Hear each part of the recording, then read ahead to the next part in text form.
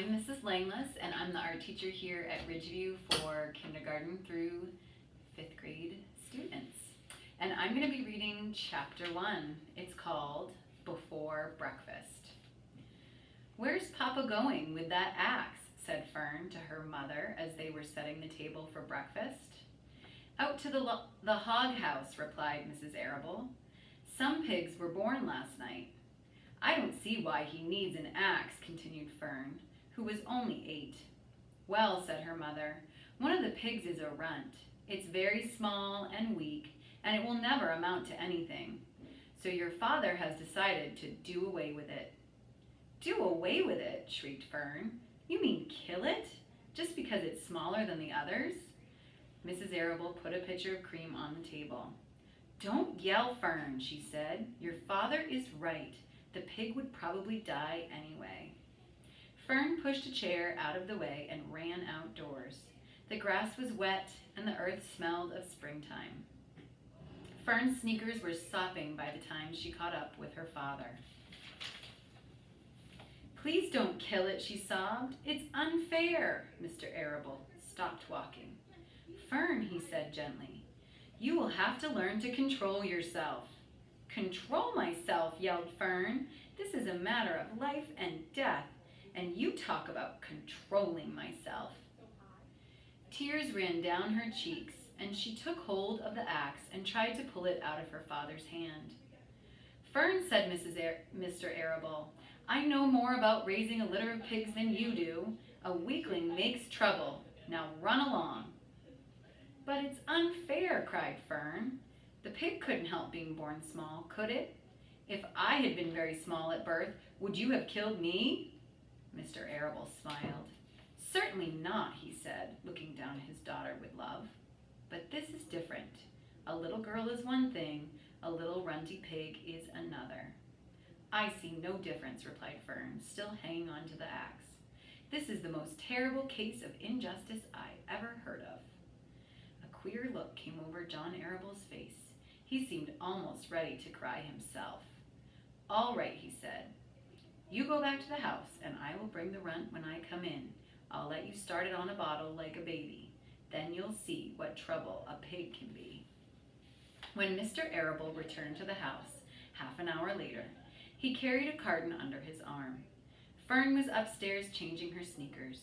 The kitchen table was set for breakfast, and the room smelled of coffee, bacon, damp plaster, and wood smoke from the stove. "Put it on her chair," said Mrs. Arable. Mr. Arable set the carton down at Fern's place. Then he walked to the sink and washed his hands and dried them on the roller towel. Fern came slowly down the stairs. Her eyes were red from crying. As she approached her chair, the carton wobbled, and there was a scratching noise. Fern looked at her father. Then she lifted the lid of the carton. There inside, looking up at her, was the newborn pig. It was a white one. The morning light shone through its ears, turning them pink. "He's yours," said Mr. Arable, "saved from an untimely death, and may the good Lord forgive me for this foolishness." Fern couldn't take her eyes off the tiny pig. "Oh," she whispered, "oh, look at him. He's absolutely perfect." She closed the carton carefully. First she kissed her father, then she kissed her mother. Then she opened the lid again, lifted the pig out, and held it against her cheek. At this moment her brother Avery came into the room. Avery was 10. He was heavily armed, an air rifle in one hand, a wooden dagger in the other. "What's that?" he demanded. "What's Fern got?" "She's got a guest for breakfast," said Mrs. Arable. "Wash your hands and face." "Avery." "Let's see it," said Avery, setting his gun down. "You call that miserable thing a pig? That's a fine specimen of a pig. It's no bigger than a white rat." "Wash up and eat your breakfast, Avery," said his mother. "The school bus will be along in half an hour." "Can I have a pig too, Pop?" asked Avery. "No, I only distribute pigs to early risers," said Mr. Arable. Fern was up at daylight trying to rid the world of injustice. As a result, she now has a pig. A small one, to be sure, but nevertheless a pig. It just shows what can happen if a person gets out of bed promptly. Let's eat. But Fern couldn't eat until her pig had had a drink of milk. Mrs. Arable found a baby's nursing bottle and a rubber nipple. She poured warm milk into the bottle, fitted the nipple over the top, and handed it to Fern. "Give him his breakfast," she said.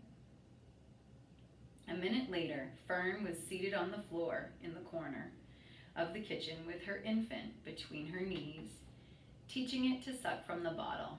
The pig, although tiny, had a good appetite and caught on quickly. The school bus honked from the road. "Run," commanded Mrs. Arable.